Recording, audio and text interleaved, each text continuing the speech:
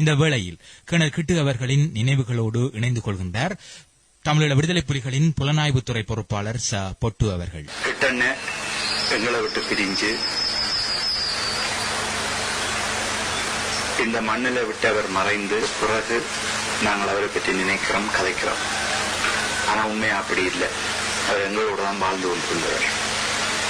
இன்றைக்கு வரைக்குமான எங்களோட செயற்பாடுகள்ல அவருடைய ஆளுமைகள், அவருடைய அந்த காலத்து சிந்தனைகள், இன்னும் சொல்ல போனால் அவர் செயற்பட்ட காலத்தில் இந்த விடுதலை போரை நினைத்து அல்லது அந்த விடுதலை போரின் அடிப்படைகளாக அவர் செய்த கட்டமைப்புகள், கட்டுமானங்கள், அவைகள்லாம் இன்றைக்கு இந்த விடுதலை போராட்டத்தின் ஒரு வளர்ச்சியோடு எங்களோடு சேர்ந்து வந்து அவரை நாங்கள் மறக்காமல் அல்லது மறக்க முடியாமல் எங்களோடு சேர்ந்து அவரை இணைந்து செயற்படுத்தி கொண்டிருக்கிறோம். கிட்டண்ணையை பற்றி நாங்கள் நினைக்க முக்கியமாக எப்போதுமே எல்லாருக்கும் உடனடியாக வெளிப்படுகிறது அவருடைய அசாத்திய துணிச்சலும் அற்புதமான ஆளுமையும். இந்த அசாத்திய துணிச்சலுக்கு பின்னால அவருடைய விடுதலை பற்று இருந்திருக்கும். அவருடைய ஆளுமை என்பது அவருடைய இயல்பான ஒன்றாகவும், எங்களோட தலைவரோட அவர் பழகியதால எங்களோட தலைவராலே அவருக்குள்ள புகுத்தப்பட்டதாகவும், அவருடைய இயல்பாக இருந்த திறமையை ஒரு ஆளுமை வடிவில தலைவரால வளர்க்கப்பட்டதுமாகத்தான் அந்த ஆளுமை இருந்திருக்கும் என்று நான் நினைக்கிறேன். இயக்க போராளிகள் பலரை அவரை ஒரு முன்னோடியாக கொள்ளத்தக்க வகையில அவர் ஒரு முன்னணி செயற்பாட்டாளராக களங்கள்ல நின்றார். எல்லோரும் அதை பற்றி எல்லா காலமும் எவ்வளவோ காலம் கதைக்கப்பட்ட ஒன்றாக அவரை எல்லாரும் ஒரு ராணுவ வீரனாக அல்லது ஒரு ராணுவ மேதாவியாக பார்த்து கொண்டிருந்த நேரத்திலே அவருடைய இயல்பான ஆர்வம் என்றது தமிழீழ நாட்டினுடைய பலம் அல்லது அந்த அதனுடைய அபிவிருத்தி என்றதை பற்றி அந்த சிந்தனை இருந்து கொண்டிருந்தது. ஏன் அவர் பிறகு கூட வெளிநாடுகளில் அவர் இருக்கிற நேரங்களில் கூட அதை பற்றி தான் அவருடைய அதிக சிந்தனைகள் இருந்து கொண்டிருந்தது.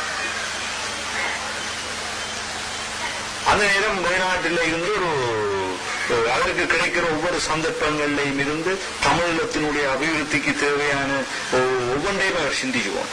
உதாரணமாக சொல்ல போனால் அங்கே இருந்து ஒரு வெளிநாடுகளில் இருந்து கொண்டு ஒரு அதிக விளைச்சலை தரக்கூடிய விதைகளை எடுக்கிறதுல இருந்து அந்த நேரத்தில் கேள்விப்பட்டிருக்கணும். கிட்டு பப்பாசி என்ற ஒரு பப்பாசி இருந்து அது கிட்டனே அங்கே இருந்து ஒரு விதியை எடுத்து அனுப்பி இங்கே உருவாகி எங்கள் எல்லோராலும் மகிழ்வாக பயிரிடப்பட்ட ஒரு விஷயமாக இருந்தது.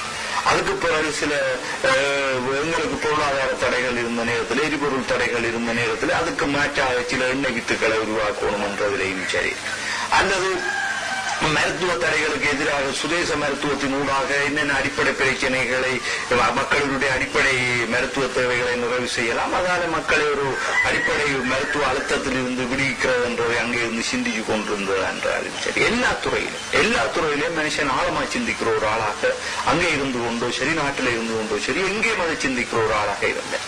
உலகளாவி பிறந்திருக்கிற எங்களினுடைய தமிழ் மக்களினுடைய வளத்தை, அறிவியல் வளத்தை, அவர்களினுடைய விடுதலை உணர்வை, நாட்டு பற்றை ஒருங்கிணைத்து ஒரு எங்களினுடைய தேசத்திற்கான ஒரு பின்பலமாக உருவாக்கி கொள்ளணும் என்ற ஆர்வத்தில் அதற்கான ஒரு பெரிய கடமையை பொறுப்பு கொண்டு அவர் வெளிநாட்டுக்கு புறப்பட்டார். அவரால் வெளிநாட்டில் மகிழ்ச்சியாக இருக்க முடியல. ஏனென்றால் அவருக்கு எல்லா வேளையிலும் தாயகத்தின் நினைவு அவரை ஈர்த்து கொண்டிருந்தது. ஆனால் அவருக்கு கிடைக்கிற எல்லா சந்தர்ப்பத்திலும் அவர் ஒரு பெரிய ஒரு கட்டுமானத்தை உருவாக்குறதுல அவரால் அவற்றையுடைய ஆக கூடுதலான உழைப்பை செலுத்தி அவர் செயல்பட்டார். கிட்டண்ணோட என்னுடைய தனிப்பட்ட பழக்கத்தை சொல்றதா இருந்தால், அவரோட பழக கிடைச்சதற்காக நிச்சயமாக நாங்கள் பெருமைப்படுவோம். எனக்கு தனிப்பட்ட முறையில் அந்த பெருமை இருக்கு. அவருடனான என்னுடைய ஆரம்ப பழக்கம் என்றது, நான் ஒரு புதிய போராளியாக இருந்த காலத்தில் எங்களுக்கான ஒரு பொறுப்பாளராக அவர் வந்தார். அப்ப தலைமுறை காலம் நாங்கள் தங்கியிருக்கிற வீட்டுக்கு தினமும் மாலையில வருவார். எங்களுக்கு உடற்பயிற்சி தருவார், எங்களோட தனிப்பட உரையாடுவார். வேளையில எங்களுக்கு கிடைக்கிற ஓய்வு நேரத்தை பயனுள்ள வகையில செலவு செய்யறதுக்கான ஒரு வாசிப்பு பழக்கத்தை எங்களுக்கு ஏற்படுத்தினார். அந்த காலத்துல விடுதலை போராட்டம் சார்ந்தும் ஆயுத போரின் அவசியம் சார்ந்தும் எத்தனையோ புத்தகங்களை எங்களுக்கு வாசிக்கிறதுக்காக இருக்கிறார். வாசிக்கிறது என்று சொல்லி சொன்னால் அப்ப எங்களுக்கு இயல்பாக சில கரடுமுரடான தமிழ் நடையில் உள்ள புத்தகங்களை வாசிக்கிறதுல எங்களுக்கு அவ்வளவு பெரிய ஆர்வம் இருந்தது என்று இல்லை. ஆனால் அவர் அந்த வாசிப்பை பற்றி மீண்டும் மீண்டும் கேள்வி கேட்டு அதில் உள்ள கதை போக்குகளை கேட்டு அதில் உள்ள அவசியமான கதாபாத்திரங்களின் குணாம்சங்களை கேட்டு நுண்ணிய முறையில எங்களினுடைய வாசிப்பறிவை ஊக்குவிக்கிற ஒருவராக இருந்தார்.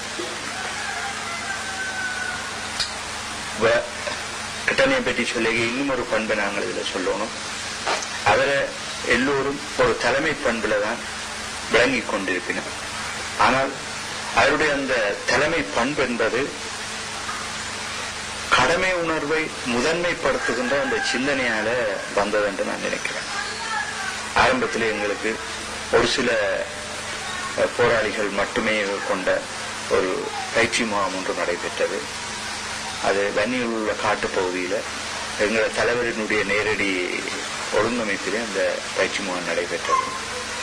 அந்த பயிற்சி முகாமில கிட்டனதான் சமையலாளராக செயற்பட்டார். அப்ப நாங்கள் இயக்கத்துல வந்த புதிய காலம் ஒரு சமையல் என்பதை ஒரு பெரிய பொறுப்பாளராக எங்களுக்கு தெரிஞ்ச ஒருவர் சமையல் பணியில ஈடுபடுறார் என்றது எங்களுக்கு கொஞ்சம் நம்பவே கஷ்டமாயிருக்கு. 2 பேர் சமைச்சது. அப்ப கிட்டண்ணையும் ரஞ்சன் லாலாவும் தான் அந்த சமையல் பணியில பொறுப்பாயிருந்தது.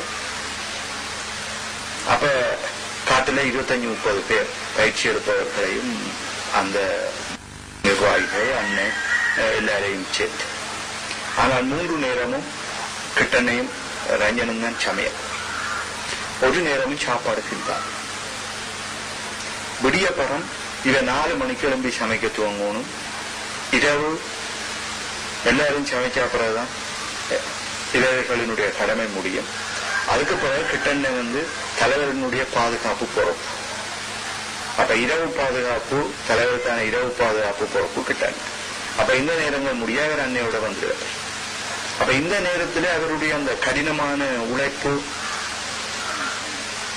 எங்களுக்கு ஒரு பெரிய பொறுப்பாளராக இருந்தவர். எங்களுக்கு சாப்பாட்டை பரிமாறின தன்மை, அதுல அந்த துப்புரவு பணிகளை கூட அவரே செய்து கொண்டிருக்கிற அந்த தன்மைகள் எல்லாம் எங்களுக்கு ஒரு போராட்டத்துல எப்படி இருக்கணும், கடமையை முதன்மைப்படுத்தி தன்னை முதன்மைப்படுத்தாத ஒரு நிலையில எப்படி இருக்கணும் என்றதை கற்பிக்கின்ற ஒரு விஷயமாக இருந்தது. நான் நினைக்கிறேன் கிட்டன்னு இன்னைக்கு கடைசி நேரத்துல வெளிநாட்டு பயணம்ன்றது கொஞ்சம் கஷ்டமா தான் இருந்தது. அதை நீங்களும் பல்வேறு இடங்கள்ல பார்த்திருப்பீங்க. மனுஷன் அதை பற்றி கழிச்சு கொண்டிருந்து போட்டு அழைத்து வாங்கிச்சு இருந்தால் நிப்பாட்டலாம். அவருடைய அந்த பிரியாவிடை நேரத்துல அவருக்கு பக்கத்துல நாட்டில இருந்த வெளிக்கிற நேரத்துல அவரோட நிக்கிற வாய்ப்பு எனக்கு கிடைக்கல. நாங்கள் இப்ப யாழ்ப்பாணத்துல இருந்தாங்க. ஆனால் அப்படியான ஒரு சந்திப்பை எங்களுக்கு கிடைக்காது என்று சொல்லி நாங்கள் பிரியறதுக்கான சந்திப்பை நாங்கள் தலைவரனுடைய காட்டு முகாமில சந்திச்சு கொண்டிருந்த நாங்கள். அப்ப நாடு, கடமை, மனிதர்களை முதன்மைப்படுத்தாமல் கடமையை முதன்மைப்படுத்துதல் என்ற இவ்வளவு விஷயத்தை கழிச்சு போட்டு அழத் தொடங்கினார். இந்த நாட்டை நான் பிரிஞ்சு போறேன் என்றதை நினைச்சு அழத் தொடங்கினார். அந்த அவருடைய அந்த அழகையை ஒருவராலே நிப்பாட்டலாமே. அந்த அழகைக்கு பின்னால் 2 விஷயத்தை நாங்கள் பார்க்கலாம். ஒன்று, அவர் தாய்நாட்டின் மீது வைத்திருந்த ஒரு பற்று. 2வது, தாய்நாட்டை முதன்மைப்படுத்தி சிந்திக்கும் வேளையில் விருப்பத்திற்கு உரியதல்லாத ஒரு கடமையை கூட செய்யணும் என்று நினைக்கிற அவருடைய அந்த கடமை உணர்வு. இது 2 தான் அவருடைய அந்த அழுது கொண்டும் புறப்பட்ட அந்த உணர்வுக்கு பின்னால இருக்கிற விஷயம் என்று நான் நினைக்கிறேன்.